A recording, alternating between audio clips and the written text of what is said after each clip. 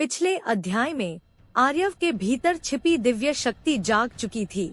काले राक्षसों का हमला रुक गया था, लेकिन उसके साथ ही जन्म ले चुके थे सैकड़ों नए प्रश्न।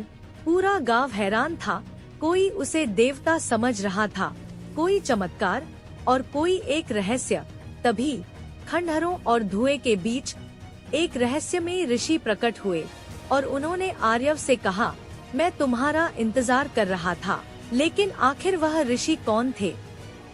वह आर्यव के बारे में ऐसा क्या जानते थे जो स्वयं आर्यव भी नहीं जानता था? क्या सच में उसका संबंध किसी प्राचीन शक्ति से है? क्या उसके शरीर पर उभरते ये दिव्य चिन्ह सिर्फ एक संयोग है, या फिर युगों पुरानी किसी भविष्यवाणी का संकेत? आज आर्यव को मिलने वाले हैं उसके हर प्रश्न के उत्तर, और खुलने वाला है एक ऐसा रहस्य जो पूरे कलयुग की दिशा बदल सकता है। हर हर महादेव, स्वागत है कलयुग का अंतिम योद्धा। अध्याय 3, रुद्रांश का सत्य। अभी जो हुआ था वह किसी चमत्कार से कम नहीं था। नीला प्रकाश धीरे धीरे विलीन हो चुका था, लेकिन पूरे गांव की नजरें अब सिर्फ एक बालक पर टिकी थी, आर्यव, जिसने अकेले ही काले राक्षसों को रोक दिया था। ग्रामीण 1, यह लड़का कौन है? ग्रामीण 2, क्या यह कोई देवता है? ग्रामीण 3, ऐसी शक्ति किसी मानव में नहीं हो सकती। पूरा गांव स्तब्ध था।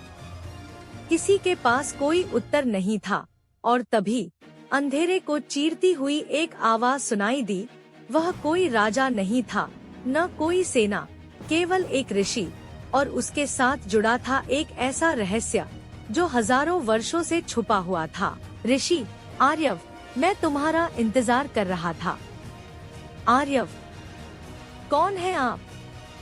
मेरे साथ क्या हो रहा है? मैं कौन हूँ? अभी तो मैंने अपनी माँ को खोया है, और अब यह सब क्या है? ऋषि, शांत हो जाओ बालक, हर प्रश्न का उत्तर मिलेगा। लेकिन पहले तुम्हें एक ऐसी कथा जाननी होगी जो किसी ग्रंथ में नहीं मिलती। हजारों वर्षों पहले देवताओं और असुरों के बीच एक ऐसा युद्ध हुआ था जिसकी गूंज तीनों लोकों तक पहुंची थी। न कोई इतिहास, न कोई गवाह, बस थी रणभूमि, और था विनाश। देवलोक हार रहा था, असुरों की सेना हर दिशा में कहर बरपा रही थी। इंद्र घायल थे, वरुण अचेत थे, अग्नि की ज्वाला मंद पड़ चुकी थी, वायु बंधनों में जकड़ा हुआ था, देवताओं के अस्त्र निष्फल हो चुके थे। अधर्म का अंधकार पूरे सृष्टि पर छा गया था। तब कैलाश पर्वत पर महादेव ने एक निर्णय लिया।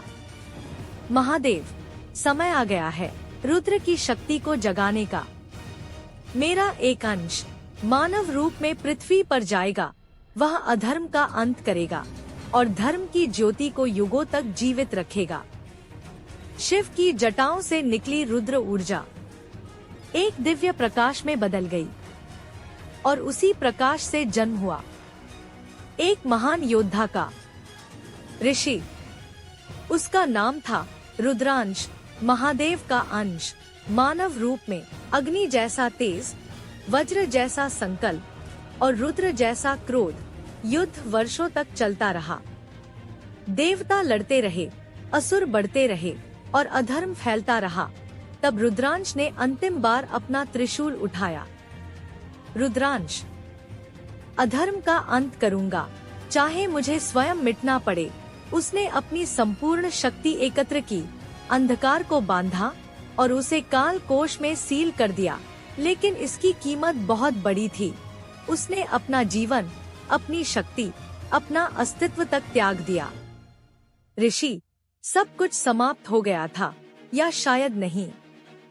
अधर्म को रोक दिया गया, लेकिन उसकी जड़ें पूरी तरह नष्ट नहीं हुई थी। ऋषि, क्योंकि रुद्रांश वापस आ चुका है। आर्यव, नहीं, यह संभव नहीं। ऋषि, जिसे अधर्म ने मारा नहीं था बल्कि समय ने छुपा दिया था, आज वही लौट आया है। ऋषि गर्जना करते हुए, सुनो आर्यव, तुम कोई साधारण बालक नहीं हो, तुम वही दिव्य बालक हो जिसे स्वयं महादेव ने चुना था, जिसे दुनिया ने भुला दिया लेकिन नियति ने नहीं। ऋषि आर्यव, तुम ही रुद्रांश हो। समय की धारा रुक चुकी थी, कलयुग का अंत निकट था और वह शक्ति जिसका इंतजार युगों से था जाग चुकी थी। आर्यव कांपती आवाज में, मेरा नाम आर्यव है या मैं सच में रुद्रांश हूँ?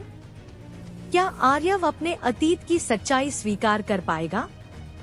काले राक्षसों का असली राजा कौन है और आखिर रुद्रांश को वापस क्यों लौटना पड़ा?